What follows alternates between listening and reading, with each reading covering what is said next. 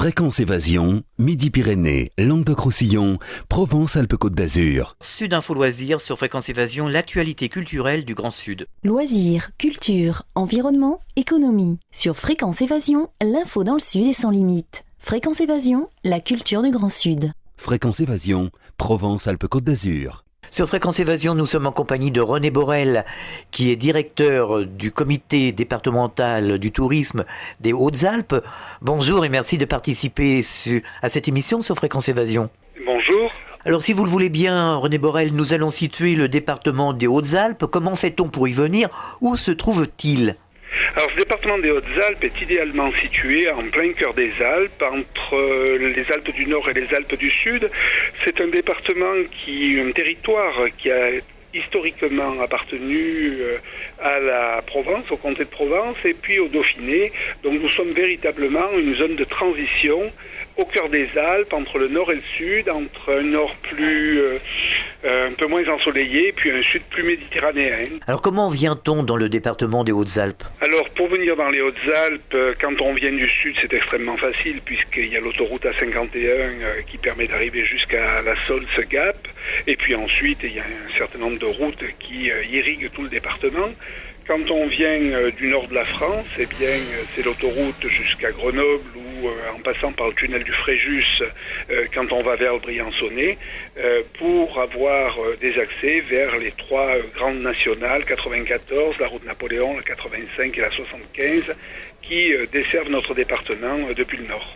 Alors nous allons faire une présentation des principales villes du département. On pourrait commencer par Gap. Gap, bien évidemment, qui se prévaut d'être la capitale des Alpes du Sud, et je pense qu'elle mérite ce titre puisque c'est une ville importante. Gap totalise 45 000 habitants, ce qui représente plus du tiers de la population du département des Hautes-Alpes. Parce que c'est une de nos caractéristiques d'avoir un territoire encore très nature, très sauvage, très vierge. Et Gap concentre, avec ses 45 000 habitants, plus du tiers de la population qui est de 132 000 habitants au dernier recensement. D'ailleurs, quand on se promène à Gap, il y a des endroits très magnifiques, des ruelles vraiment à découvrir. C'est une ville ancienne, Gap, puisque déjà à l'époque romaine, c'était un centre connu qui portait le nom de Vapencum à l'époque. C'est une ville carrefour qui s'est développée avec des activités commerciales. Elle a un rayonnement assez conséquent, puisque les villes importantes autour de Gap, ce sont Grenoble, Aix-en-Provence, Turin, Alès, d'où ce nom de capitale. Et c'est une ville qui est extrêmement agréable, faite d'une succession de petites places et de ruelles piétonnes qui permettent, à travers ces ruelles colorées, je dirais, puisque toutes les façades sont assez provençales, eh bien, de profiter complètement de cet environnement, et un environnement qui est très privilégié, puisque Gap, c'est la plus grande commune du département. C'est une commune qui est à la fois une commune urbaine, mais aussi une très grande commune rurale, englobant le col Bayard avec le golfe, englobant tout l'espace du château de Charance, qui est un territoire de 300 hectares appartenant à la commune de Gap et qui est un lieu de promenade formidable. Et qui est aussi le siège du parc des Écrins dont on parlera tout à l'heure. Qui est également le siège du parc national des Écrins et puis le site du conservatoire botanique national de Charance. Et sur ce site de Charance, eh bien, passe ce que nous appelons nous les balcons du Gapençais, qui sur un parcours de plus de 50 km permet de faire le tour complet de Gap dans des espaces totalement naturels et très agréables en VTT, à pied ou à cheval. Alors un personnage qui a marqué Gap, c'est Napoléon, puisqu'il a dormi à Gap. Ah, il a dormi une seule nuit. Il a dormi une seule nuit à Gap, mais par contre, son passage a permis de donner son nom à la route, la fameuse route Napoléon, et qui est je dirais, qui fait partie de ces destinations touristiques, de ces produits touristiques qui ont une notoriété très ancienne. Et les étrangers, français d'ailleurs, sont encore très nombreux l'été à venir découvrir les Alpes à travers la route Napoléon, faisant une petite étape à Gap où il y a plein de bonnes choses qui leur sont proposées dans les restaurants dans les magasins de la ville. Il y a beaucoup de choses à visiter à Gap, notamment le château de Tallard. Alors le château de Tallard, qui a une histoire extrêmement ancienne et particulièrement intéressant, aujourd'hui ce sont des ruines très majestueuses qui permettent véritablement de profiter d'un environnement tout à fait sympathique. Et ce château de Tallard est le centre, je dirais, important aujourd'hui d'une vie culturelle assez conséquente. C'est un château qui date des 14e, 15e siècles. C'est un des édifices fortifiés médiévaux du département parmi les plus intéressants, je crois. Nous pourrions dire quelques mots sur l'observatoire du Pic de Bure. Alors l'observatoire du Pic de Bure, qui a déjà une bonne vingtaine d'années, qui est exploité par le CNRS, s'est installé sur le plateau de Bure, dans le Dévoluy, et c'est un laboratoire un laboratoire millimétrique qui permet, avec de grandes oreilles, d'écouter les bruits de l'univers. Et ce site a été retenu à cause de la limpidité du ciel et de la pureté de l'air, qui permet véritablement de capter ces sons qui viennent de l'espace d'une manière tout à fait satisfaisante. Et bien évidemment, les chercheurs qui se renouvellent sur le site, qui est quand même à 2500 mètres d'altitude, dans un espace qui, l'hiver, quelquefois connaît des périodes de très grandes tempêtes, de mauvais temps, de travailler tranquillement pour faire avancer la recherche. Alors une chanson traditionnelle que l'on chante tous dans la région, c'est l'eau vive. Et oui, qui fut créée par Pierre Perret, je crois, lors de la mise en eau du lac de Serponçon. Rappelons que le lac de Serponçon, qui a été créé dans les années 50-60 et mis en eau à partir de 1958, a complètement modifié, je dirais, l'aspect et l'économie de ce département, puisque derrière le barrage de Serponçon, c'est une retenue d'eau de près de 30 km de long. C'est la plus grande retenue d'eau artificielle de France, qui permet véritablement de pratiquer tous les sports nautiques tout au long de l'été, et puis de profiter bien évidemment du soleil et de la baignade, en même temps que ce lac a permis un aménagement économique de la vallée de la Durance en termes d'irrigation, et puis surtout de régularisation du cours qui était assez impétueux, et puis bien évidemment une production électrique importante pour le département. Et ce qui fait le charme de ce site, c'est cette église qui surplombe le lac. Alors cette petite chapelle, qui est la chapelle Saint-Michel dans la baie qui porte le même nom, a fait un des attraits majeurs, je dirais, de ce lac de Serponçon. Et d'ailleurs, dans un classement récent qui a été fait dans le département à travers un sondage pour essayer de définir quelles étaient les principales merveilles du département, et bien évidemment, la chapelle Saint-Michel fait partie des 7 merveilles du département. Vauban aussi est un personnage qui a marqué le département. Alors on le retrouve à Briançon, mais on le retrouve également à Mont-Dauphin. Mont-Dauphin qui est une cité qui a été édifiée sur les plans de Vauban et qui nous est parvenue au XXe siècle, 300 ans après sa mort, et qui nous est parvenue en l'état. C'est-à-dire que cette citadelle n'a pas subi les affres du temps, est exactement comme Vauban l'avait imaginé, même si c'est une citadelle inachevée.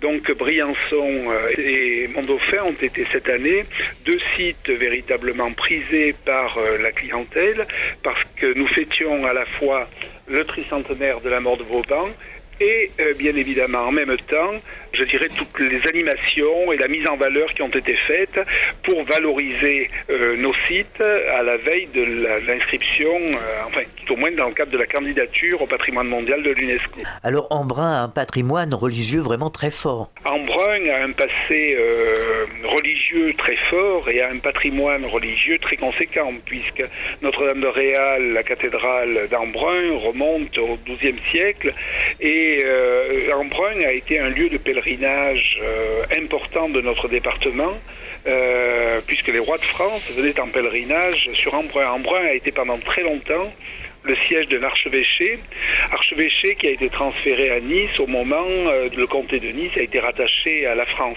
Alors une abbaye à ne pas rater dans la région, c'est l'abbaye de Poscodon. Une abbaye tout à fait extraordinaire qui a été réhabilité avec un travail considérable conduit depuis une quarantaine d'années qui a permis de remonter complètement cette abbaye qui avait souffert des affres de la Révolution, qui a connu des aventures diverses et qui avait été transformée en un petit hameau agricole. Aujourd'hui, l'abbaye a été débarrassée, je dirais, de tous ces affres du temps et est devenue un lieu de réflexion et de visite tout à fait extraordinaire. Et l'abbaye de Boscodon, qui est une abbaye vraiment magnifique, qui date du 11e, 12e siècle également, eh bien, reçoit près de 100 000 visiteurs chaque année.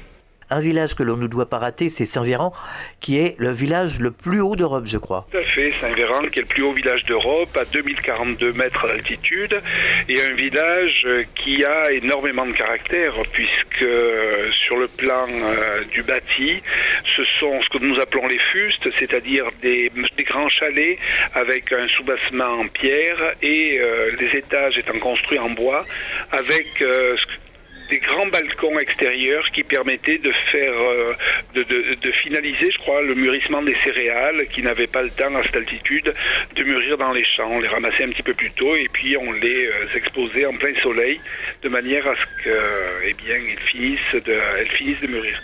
Mais le Queyras, c'est surtout un espace de nature tout à fait extraordinaire avec 8 villages qui sont en même temps 8 petites stations de sport d'hiver.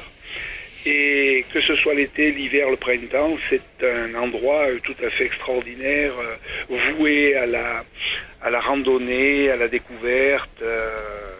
C'est un endroit nature d'exception. Il y a aussi dans ces villages de nombreux cadrans solaires à découvrir, tous différents les uns des autres. Alors c'est l'influence italienne toute voisine qui s'est fait ressentir. Le Queyras compte pas moins de 80 cadrans solaires sur les 400 que compte le département. Beaucoup datent de l'époque du 18e, 19e siècle et sont toujours agrémentés d'une petite maxime qui sont liées à des choses de la vie. Alors si vous le voulez bien, on marque une pause, on se retrouve dans quelques instants, à tout de suite. De Menton à Toulouse, Radio Fréquence Évasion, le soleil du Grand Sud. Sur Fréquence Évasion, les stars d'hier, d'aujourd'hui et de demain se racontent en toute liberté. Pour en savoir plus, cliquez sur Programme. Bon surf sur le site de Fréquence Évasion, www.fréquenceévasion.com. Nous sommes de retour sur Fréquence Évasion avec le responsable du comité départemental des Hautes-Alpes.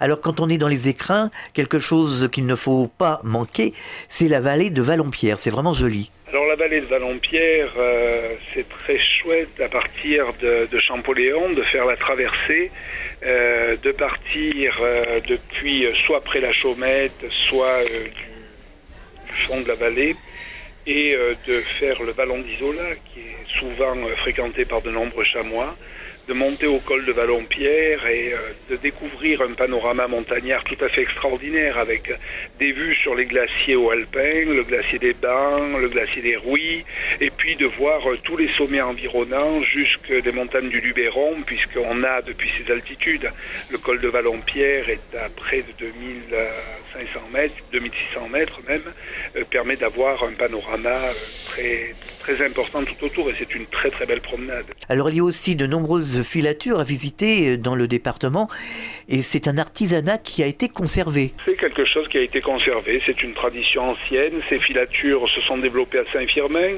ont eu une vie quelque peu mouvementée parce que nous sommes dans une petite vallée de montagne et maintenir une activité industrielle n'est pas toujours facile. Malgré tout, eh bien, à Saint-Firmin, on fait depuis des lustres de la laine dans un pays de production de moutons d'ailleurs, de production de laine, et des laines colorées de très bonne qualité qui permettent de produire un certain nombre de vêtements très chauds.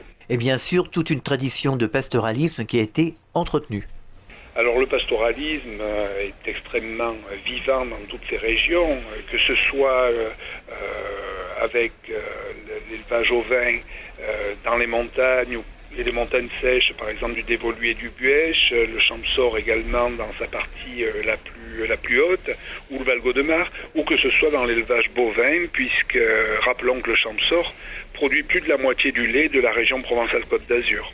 L'agriculture dans le département tourne beaucoup autour du pommier. Alors là, nous redescendons dans le sud du département parce que nous venons, à travers toutes les évocations que nous avons fait, de parler beaucoup du nord du département, de la partie la plus montagneuse.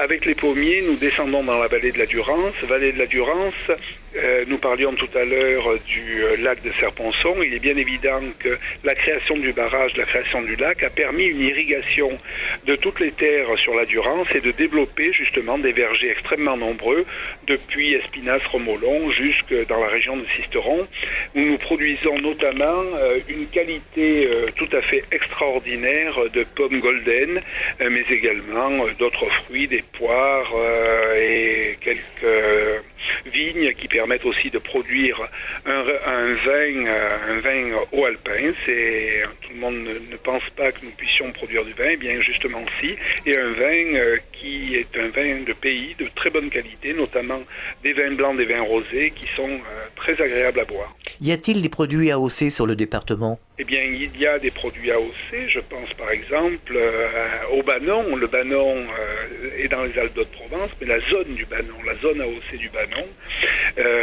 couvre tout le sud du département. Et l'année dernière, nous avions eu le plaisir d'avoir le Banon d'or sur la commune de Ribier. Alors, quelque chose que l'on peut déguster dans le département, c'est le miel.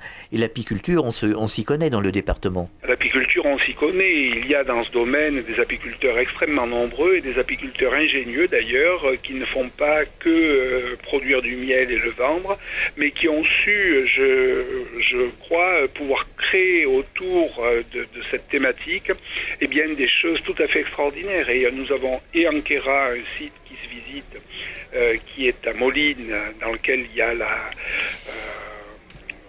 toute une exposition qui est faite autour du travail du miel et qui est très intéressante. Et puis un autre site tout à fait extraordinaire qui s'est créé il y a maintenant 3 ans, que l'on appelle Apiland, qui est un véritable musée du miel et de tout ce qui touche au miel, avec les fabrications d'objets à base de cire, de vente de miel et autres. Et ce petit musée, cet écomusée autour du miel qui a été créé il y a 3 ans, est situé dans la commune d'Espinasse, en dessous du barrage de Serponçon. Et j'invite véritablement tous les gens qui s'intéressent à la vie des abeilles et tous les gens qui ont des enfants à les conduire vers ce site tout à fait sympathique. Alors dans les Hautes-Alpes, on pratique le ski de fond et bien sûr le ski alpin.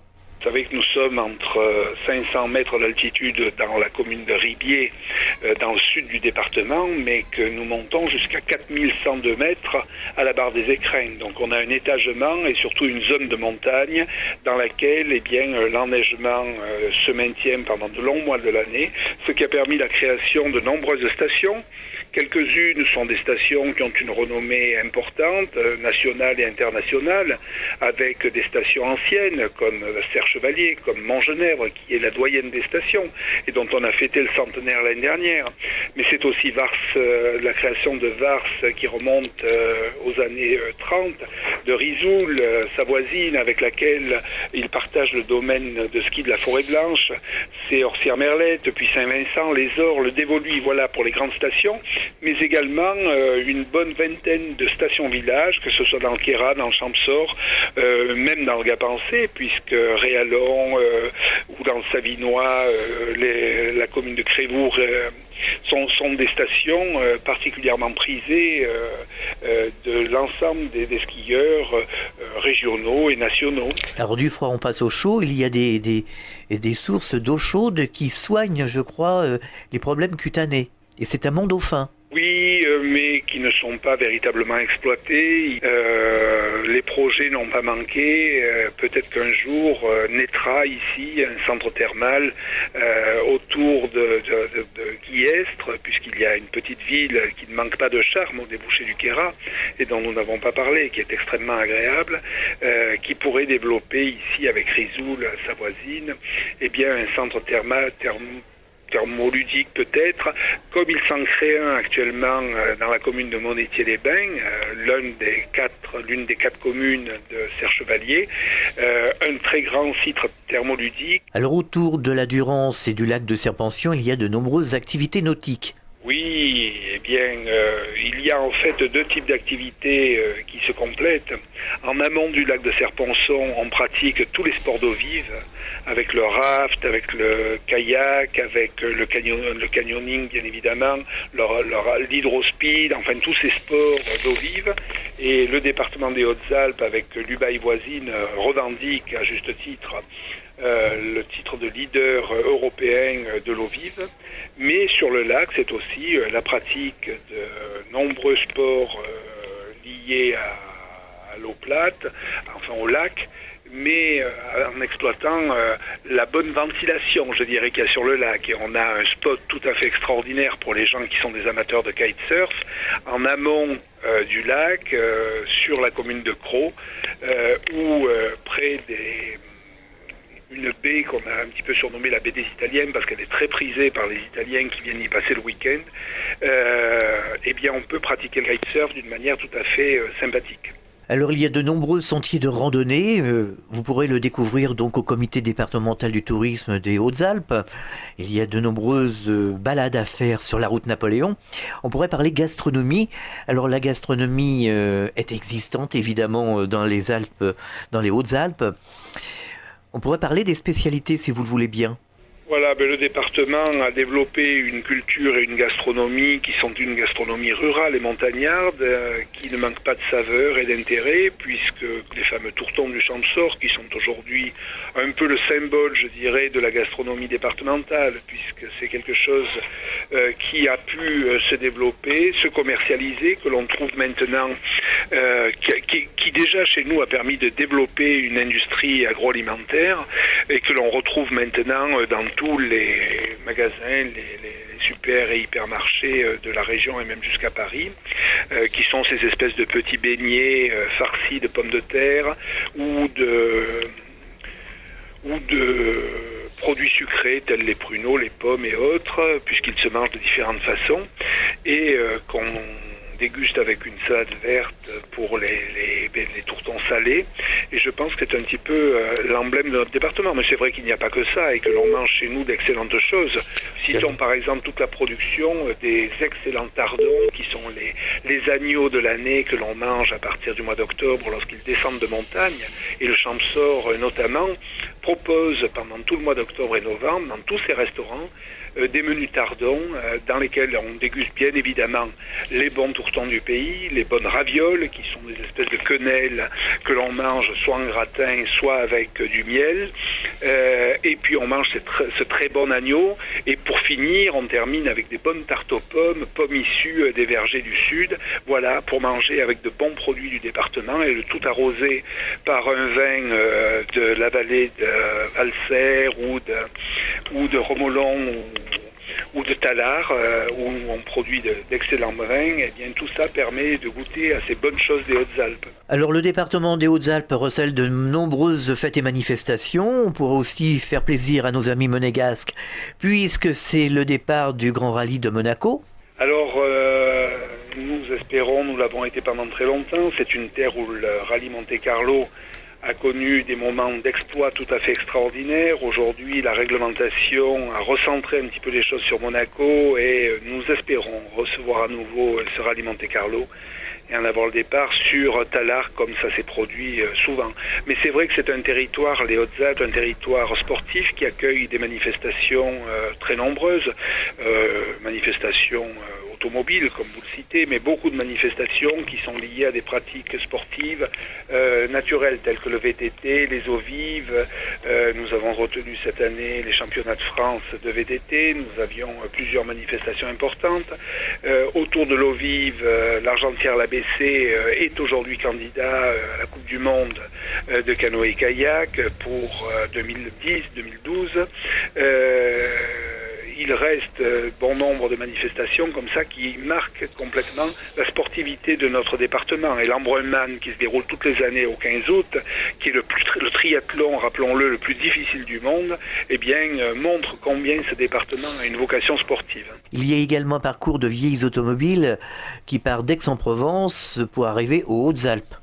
Absolument, c'est le rallye s'est déroulé cette année encore au mois de juillet et qui a permis de découvrir toutes les routes du département avec ces vieux tacos qui quelquefois sont des véritables bijoux, des œuvres de musée.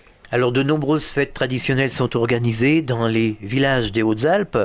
On pourrait aussi citer la Bacuber. Alors beaucoup de fêtes qui sont enracinées dans le département, puisque chaque village, chaque hameau de notre département a sa fête votive dans lesquelles on retrouve effectivement des traditions anciennes. Et le Bacuber, c'est une danse d'épée qui se danse à Briançon, et Villars-Saint-Pancras plus précisément, qui remonte à la nuit des temps, dont on ne connaît pas forcément la signification, mais dans laquelle les danseurs qui sont uniquement masculins exercent un certain nombre de figures avec leurs épées, pendant que les dames chantent a cappella une espèce de son un peu lancinant pour accompagner justement ces danses du Bacuber. Pour terminer cette émission, nous allons parler hébergement. Je suppose qu'il y a de nombreuses capacités d'accueil sur le département.